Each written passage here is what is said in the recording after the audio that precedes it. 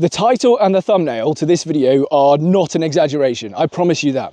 And yet, you would almost be forgiven for thinking that they must be, right? It's such a bold and outlandish claim. How can it possibly be true? How can it be true that the Labour Party and Keir Starmer are a threat to British democracy? And yet I think it is true. And in order to understand it, you need to understand a series of different but connected stories and how they relate together. Now that's what I'm going to take you through in this video. I'm going to build that picture, connecting those stories. And the outcome, if I am right, is very, very bleak. The outcome looks like the Labour Party being in power for the foreseeable future if they get their way. Now, the first of these stories is a rather bizarre one because the Labour Party plan to make it easier, not harder, easier for illegal migrants to claim asylum here in the UK and subsequently go on to get citizenship. Now, how do they plan to do this? Well, two ways. The first way is that they've removed the requirement for mandatory age testing. So if you come to the UK as an illegal migrant and you say, for example, that you're 14, but you're actually 19, well, the new Labour policy is that whatever you've told the immigration officials, that's what we'll accept as true. Now, of course, that's going to be used as a massive loophole. Previously, before Labour repealed these rules, what actually happened? Well, they had to undergo a series of scientific medical examinations to prove their age. And that involved things like x-rays on their teeth. I don't fully understand how it works, but all of that now is scrapped. Now, why do we have these rules in the first place? Well, because a man came to the UK from Afghanistan, he was 19, he said he was 14, we put him in a school and he went on to commit murder. Now, we only found out that he was actually 5 years older than what he was claiming after he committed the murder. And it later transpired that actually this was the third murder that he had committed. So why exactly are the Labour Party repealing this law that made age testing mandatory as a requirement for people who come here illegally? The only explanation that I can think of is this: they want more people to come here illegally. They are encouraging it.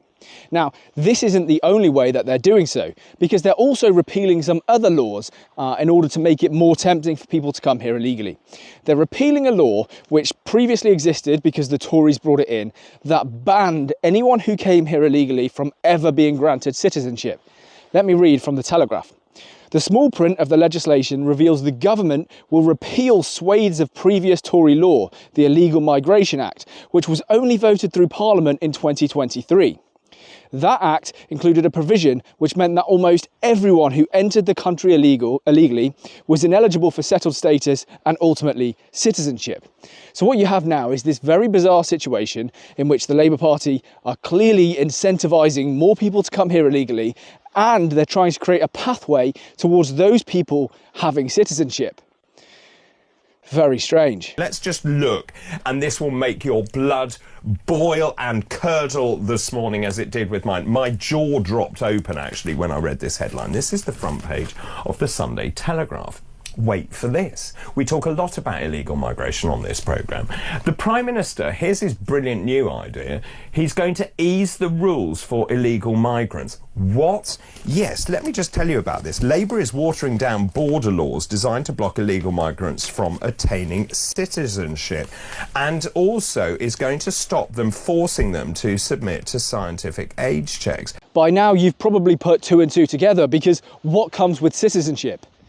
Voting rights. And so the Labour Party may have made a calculation that instead of convincing the current British public to vote for us, we could try something else. We could try creating our own voting base and putting them wherever we want. Think about it.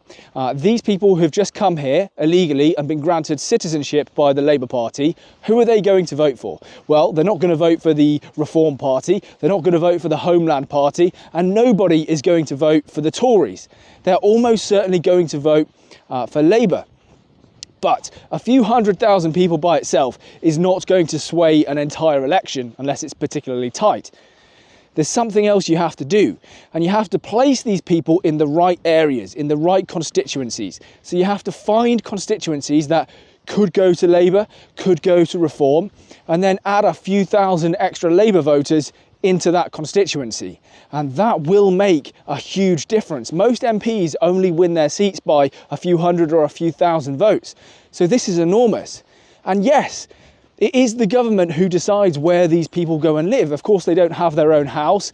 They've arrived here illegally, and presumably, truly, they really don't have any money. So the government can give them housing wherever in the country it decides to. Think about that. They can take these people who they know are going to vote for the Labour Party, give them citizenship, give them voting rights, and then place them wherever in the country is the most convenient for the Labour Party. If that doesn't terrify you, I don't know what will. Now, I have absolutely no doubt that some of you will have already dismissed this idea as a wild conspiracy theory, not least because the Labour Party, not the sharpest tools in the box, couldn't possibly have thought of something like this by themselves. But I don't think they did. You see, I think they stole this idea from the Democrats in America. Now, when the Democrats were in power with Joe Biden as president, they left the southern border open mysteriously. They changed a lot of rules to ensure that people could very easily come to the US illegally. And there were a lot of talks about different plans about maybe people who are in the US illegally, maybe they can vote, maybe they have the right to vote, even though they're illegally there, they're still in the country. Or perhaps we have an asylum amnesty, give them all voting rights. Of course, that would have massively benefited the Democrats because they would have likely voted for Democratic politicians. I mean, that makes sense. Donald Trump wants to have mass deportations and get people who are illegally in America out of America, whereas the Democrats are sort of the hand that feeds you. So this idea of bringing in a voter base of millions of people in the case of America, but a smaller number here in the UK, who you know are going to vote for your party quite faithfully, at least for a couple of decades, right? It kind of makes sense. It's not a Labour original idea. It comes from some slightly smarter people who are also completely insane in America. So I really think it holds weight. I think this is possible. Now, while we're on the topic of the Labour Party subverting British democracy, there's another point that I want to talk about, and this seems like the most appropriate video in which to do it. Remember recently that Elon Musk was talking about the rooming gang situation here in the UK, and he was highlighting specific Labour politicians that he felt had been complicit in covering this up, and to this day still are, because they're not funding a proper inquiry. Well, when Elon Musk came out and started saying those things publicly on his X profile, what was the reaction from the Labour Party? Well, they had MPs coming out to say, Elon Musk is a threat to British democracy. He's undermining democracy in Britain. It is about the richest man in the world trying to undermine democracy. That is wrong. And if you can't see that, Matt, then I would be very surprised. I've spent more of my time recently looking at how the Labour Party has been undermining free speech and free expression. Not only that, but Labour even had the government's counter-extremism section start looking at Elon Musk's X profile and the things that he'd been posting on there. The Labour government's counter-extremism unit has been assessing the risk posed to Britain by Elon Musk's tweets. What do you reckon of that? This is so fun. I mean, it's almost funny, isn't it? He's laughing. I love that. The risk posed to Britain by tweets. Unbelievable.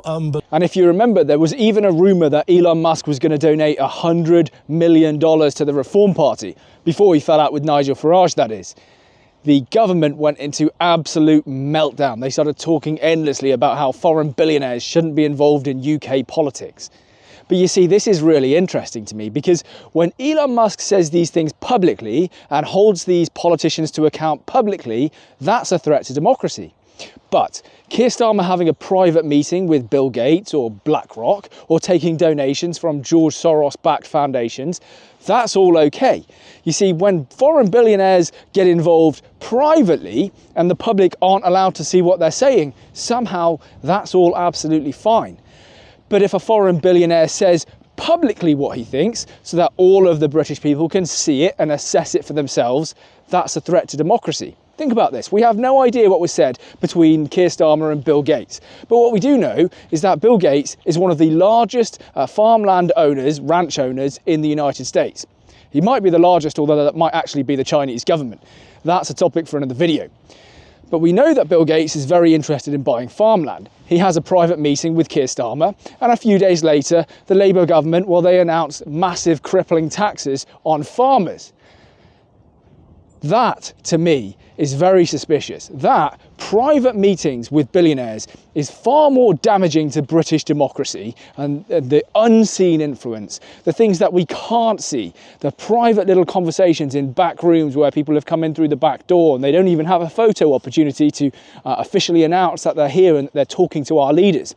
That is a true threat to British democracy, not someone posting publicly what they think. If someone posts publicly what they think, then the British people can make their own minds up about it. When it's private conversations, it's a very different story. I think you get the picture. I've made the same point about 4 times now, sorry. Now, please don't think that this video contains an exhaustive list of all of the ways that the Labour Party has tried to undermine democracy in this country. It doesn't. I don't have the time. I haven't spoken about the cancelled council elections. Labour have decided it would be too expensive to run council elections and then run them again a couple of years later. As a result, councillors now some of them have 7-year terms. It undermines democracy. Again, a Labour Party decision to do that. I also haven't spoken about the crackdown on free speech. Yes, during the riots, some people did some things that warrant them sitting in a jail cell right now. Nobody disputes that. But actually, a lot of people went to jail because Keir Starmer politicised the judiciary. He turned it as a weapon onto the British people, and some people just made unsavoury political comments, or they had political opinions that don't agree with mainstream narratives. They pointed out some of the things that were going wrong in this country, and perhaps they did so in a clumsy way, and now they're in jail. Some of them for a very long time, some of them for 2, 3, 4 years, okay?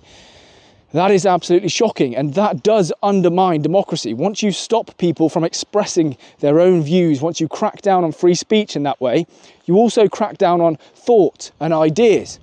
A lot of people after this won't even share their own ideas. They will self-censor. They will deliberately not talk about the things that they know are going wrong in this country because they're scared. They're scared that if they upset the Stasi, they're going to end up in the gulag. How crazy is that in modern Britain? And yes, it undermines democracy. I've said it countless times, 1,000 times. We need to have some kind of First Amendment, just like the Americans have, to protect free speech in this country. We absolutely do need it, because for the first time ever, we're really, really starting to see massive government overreach about the things that you can and can't say. I just bring those up for 2 minutes because there's a whole host of different ways, as I said, that the Labour Party are trying to undermine democracy in this country. I could make a video about some of those other topics. Maybe I will. You let me know. Look, I've rambled on for long enough now, and also I'm losing a bit of the daylight. Please let me know what you think in the comments. I do read the comments. Like I say, I always try and reply to 200 or 300 of the comments, particularly the ones that come in as soon as the video's been launched. And yeah, we'll have a discussion about it. Maybe some of you think I've turned into a crazy crackpot conspiracy theorist. Maybe you just want to tell me that I need a haircut. That's not new information. I understand that. But yeah, do leave a like, leave a comment. And if you're not subscribed, please do leave a subscription. Thank you very much. To the next one.